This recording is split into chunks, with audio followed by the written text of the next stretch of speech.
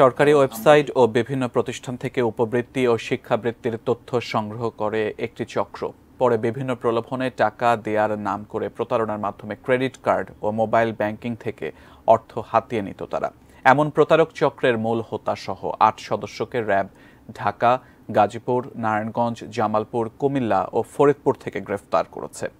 আজ কারওয়ান বাজারে সংবাদ সম্মেলনে র্যাব ৫-এর অধিনায়ক লেফটেন্যান্ট কর্নেল মনিম ফেরদৌস এসব তথ্য জানান।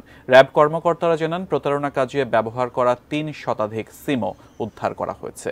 এই চক্র বিভিন্ন সরকারি প্রতিষ্ঠান এবং ওয়েবসাইট থেকে তথ্য সংগ্রহ করত। পরে এসব তথ্য প্রতারণার কাজে ব্যবহার করত তারা। চক্রটির সাথে সারা দেশের প্রায় ২,০০০ সদস্য জড়িত। দেশব্যাপী এই প্রতারকরা কোটি কোটি টাকা হাতিয়ে নিয়েছে বলে জানান র্যাব ৫-এর অধিনায়ক।